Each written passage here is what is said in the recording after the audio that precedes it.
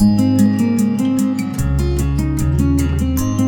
back to Southern Spice and Everything Nice. Today we are back in the kitchen with another recipe share. This recipe is a little different from what you might be used to. It's actually jollof rice, which is something that I had never tasted before. I met my husband, who was born and raised in Ghana, and so I tasted it and learned to cook it because he loves it so much, and I have in turn started to love it as well. So I thought that I would share with you guys my version of the jollof rice, and according to him, it's actually pretty good and pretty close to authentic. So to start off, we will need your rice, and I have about 4 or 5 cups of jasmine rice there in the center. And then in terms of spices, I have some cayenne pepper, some Badia seasoning, some sea salt, some garlic powder, thyme leaves, black pepper, onion powder, some bouillon cubes, chicken bouillon cubes, some curry powder, 2 peppers. I have 4 onions, a can of crushed tomatoes, 2 cans of crushed tomatoes, a can of tomato paste, and we may need a second one of those. We'll start with that one though. And this is something that I have actually added. This is a can of tomatoes with the diced habanero peppers already mixed in. We like ours spicy, and this helps because they're already mixed in there, so I like that. Some ginger and some garlic. And of course you'll also need, well, not of course, but for my jollof recipe we also use chicken, and I started cooking that before I decided to record the recipe, so I'll just show y'all. But this is my chicken, and it is just steaming away in this pot. So I'm using some chicken drumsticks, chicken thighs, and a couple of chicken breasts as well that I have bubbling in there, but you can use whatever cut of chicken you like. So those are all the ingredients that you need to make this jollof rice. So let's go ahead and get started cooking. First of all, as I just mentioned, you want to go ahead and get your chicken in a pot with just a bit of water, not a whole lot, because you don't want to boil the chicken. I've learned this from many Ghanaian women. You don't want to boil the chicken, you just want to steam it. So I have just a bit of water in there, enough to cover, almost cover the chicken, and to steam it in its own juices. So that's going.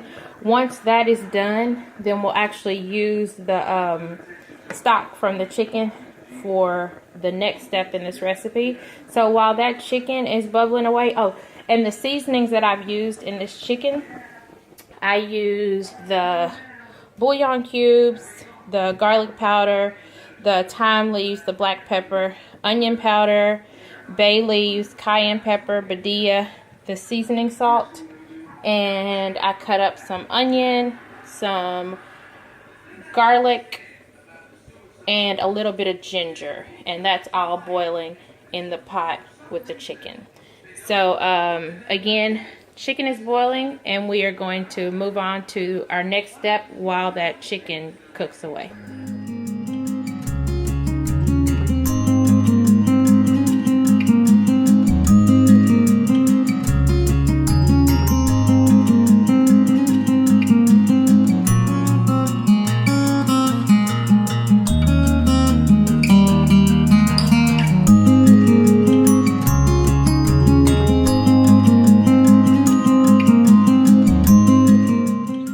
Okay, here I am slicing up one onion and then cutting the other one into big chunks. The one in big chunks goes in this bowl, and it'll go in the blender, and this one is the one that's sliced, and that one we're going to cook with our tomato paste. This one I'll also cut into big chunks, and that goes in the blender as well, and this one also goes in the blender. So 3 onions in the blender, and then 1 is sliced thinly for the tomato paste. Okay, so for this next step, you are going to need your food processor or a sanka, which I don't have, so I'm using the food processor to mash up all of my ingredients for the stew. So I have onion that you saw me chopped up, and this is 3 small white onions. I have my 2 chili peppers, and I would normally use habaneros, but they didn't have any in the store, so I'm using serrano peppers. They add a nice flavor though, and I've used them before, and they're good in the jollof. Then I'm adding in the ginger and my minced garlic. And then I'm going to add in that can of tomatoes with the habaneros already mixed in. It's like my secret ingredient for jollof. Remember, we like it very spicy though.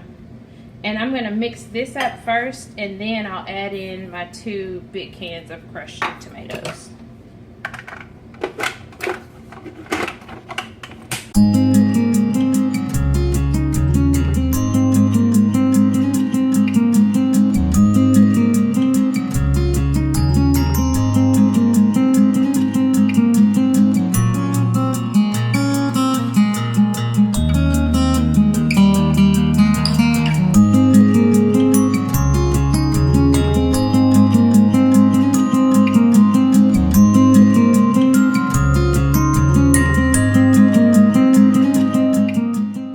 So I only ended up using 1.5 of these large cans of tomatoes.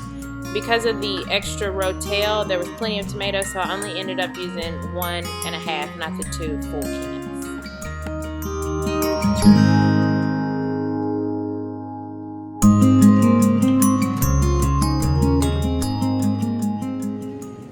Okay, so for this next step, I have cooked my chicken and I've removed it from this pot with the broth, and we're going to use those later. Now I have some oil bubbling away in here, and we want to get that nice and hot because we're going to add our onion into this pot. Now, a lot of authentic Ghanaian recipes use palm oil for this step, but we always just use either olive oil or canola oil just as like a healthier option. So I'm going to go ahead and fry up my onions now. And we want to fry those onions in the oil for about 5 minutes until they're nice and cooked through. So I'm going to cook those through, and then we'll come back for our next step, which will be to cook the tomato paste in here with the onions for another 10 minutes.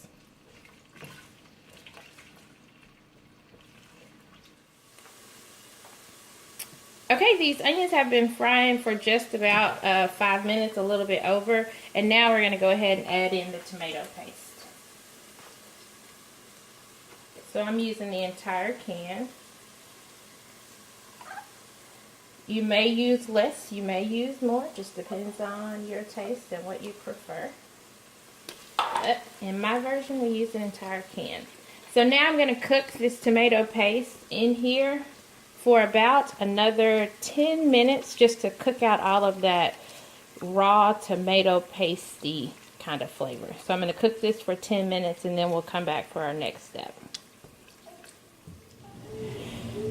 Okay, so now that tomato paste has cooked for a little bit under 10 minutes actually. We just wanted to get a nice color on it, that rich dark red color, almost brownish. And so we've gotten that color now. And we're going to go ahead and move on to the next step of getting our stew made.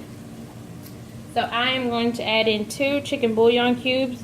I can never find Maggi, so I just have to get these, and they work out just fine. And then I'm also going to add in my spices. There is the badilla, some garlic powder, onion powder, and a little bit of thyme. Give that a stir.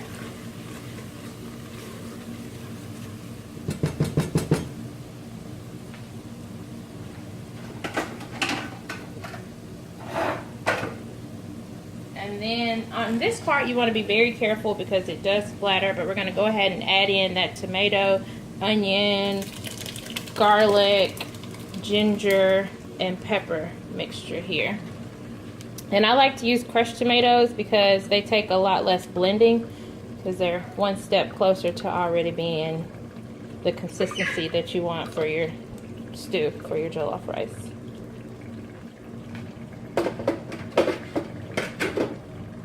So this is actually the base of the jollof and the base of many Ghanaian recipes.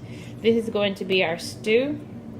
And we're also going to add into here, I'm going to mix that up a bit, some of the broth from that chicken that we cooked in the very beginning.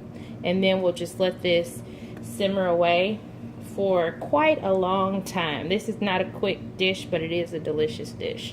So I'm going to add in the chicken broth and then let this cook. I like to cook mine for at least 20-30 minutes before I add in the rice.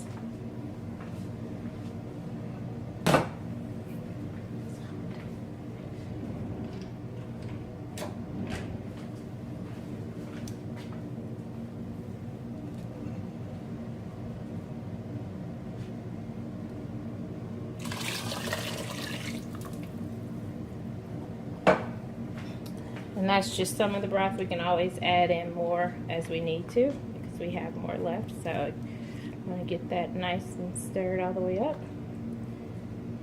And I'm going to let that cook, like I said, beginning 20 minutes, and then we'll come back and check on that after 20 minutes have passed.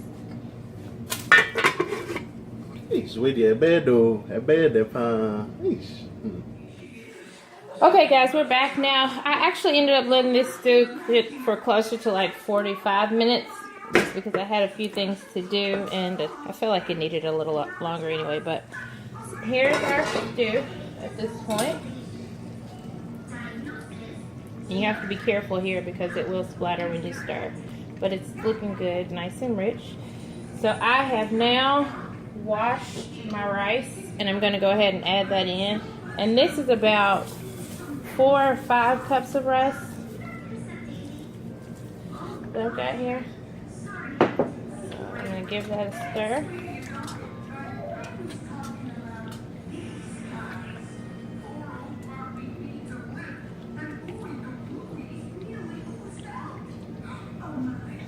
And add the rest in. And my hands are clean. So I'm going to stir that in now, get all the rice mixed in.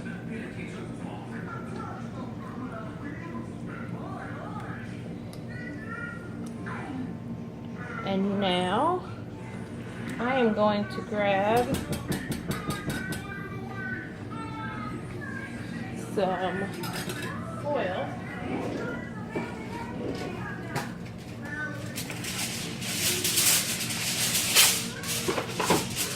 That goes over the top of my pot here. And then my lid goes on. And so we are going to let this cook, and every 5 minutes we'll just come back and stir it until it's completely cooked all the way through. So we'll just keep doing that. Okay guys, I am so sorry that I forgot to do the final step in the pot. I just kept stirring it every 5 minutes until it was done, and now we have our finished product. We are having our jollof with the chicken, and I finished that in the oven under the broiler just to get it a little crispy. And then there is some of the stew that we reserved and some shito to go along with it. So now my handsome hubby has been kind enough to go ahead and do a taste test for us. So go ahead, dear, and let us know what you think of the jollof. Until wait, why you do that? Until maybe that. Mama Fakakra, Mindikakra. And to the left. Say a bit to me, sending it to me. What are you saying? I'm saying that the spirit. Hey, Depa. Where are you? What do you say? We have Hey, Mama Fakakra. Kakra. Mama Fakakra stew.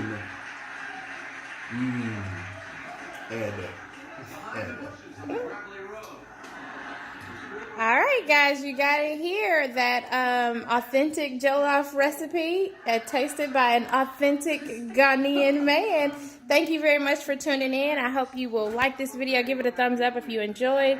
Be sure to comment down below if you've had jollof or if you're intending to try it. Remember, this is just my take on the recipe. There are several gurus who I've watched who make this recipe, authentic Ghanaian ladies, and I will link their recipes and their videos down below. But again, thank you so much, and I will see you guys in my next video.